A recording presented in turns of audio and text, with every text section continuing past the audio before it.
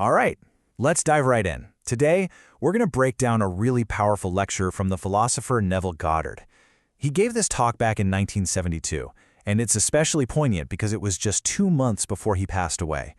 So this is really his final, distilled message on what our beliefs truly are and how they literally create our reality. So Goddard doesn't waste any time. He starts right off by saying that figuring out how to use your imagination isn't just a fun little trick. It's the biggest, most important problem we should all be trying to solve. This quote really sets the stage for a pretty radical idea, that the power to shape our world is right inside our own heads. First things first, to really get what he's talking about, we have to understand his core idea. What does he even mean when he says a real belief? Now, this is so important. According to Goddard, your real beliefs aren't the things you say you believe. They're not the affirmations you might repeat in the mirror. No, your real beliefs are the automatic, gut-level assumptions you operate from every single day.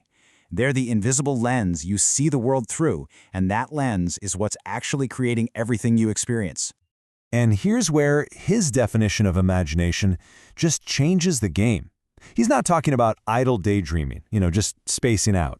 For him, your imagination is the creative power of the universe in action. It's God working through you. Every single time you have an inner conversation or picture a scene in your mind, you're using this incredible creative power. I mean, think about that for a second. That is a huge claim.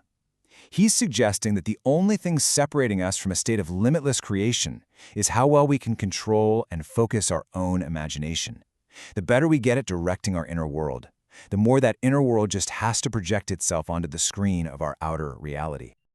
Okay, so a theory is one thing, but what about real life? Well, Goddard knew you'd be asking that.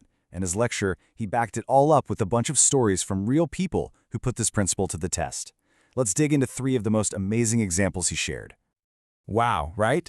This is such a perfect example of what he's talking about. You've got the writer and his agent, both stuck in the world of facts and negotiation. But then you have his mother. She didn't argue, she didn't negotiate, she just quietly assumed he was already making the higher salary.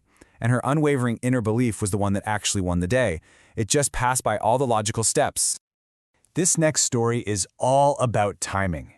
7 years. Imagine that.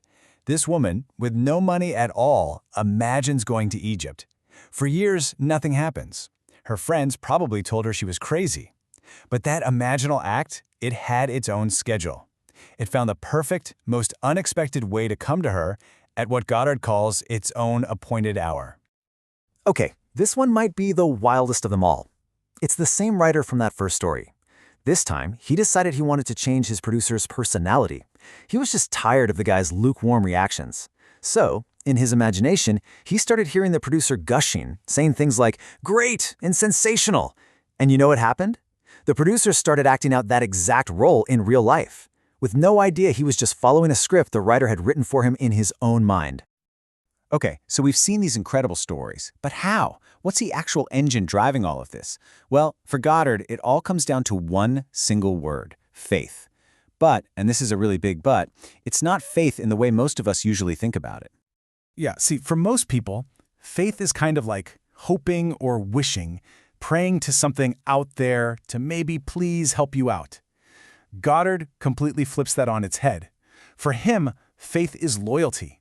It's loyalty to the reality you have already created inside yourself. It's about being more loyal to your imagination than you are to what your 5 senses are screaming at you. So what's the one thing that can derail this whole process? It's doubt. And what is doubt, really? It's just looking at your current reality, your bank statement, your health report, you name it, and letting those facts convince you that your inner world isn't real. Goddard had a great name for these facts. He called them the stones people throw at your dream. And faith is just the simple, powerful act of ignoring those stones. Now, Goddard wasn't the type to just leave you with a cool philosophy. He always ended with a challenge. He was basically saying, hey, don't just believe me, go prove it to yourself.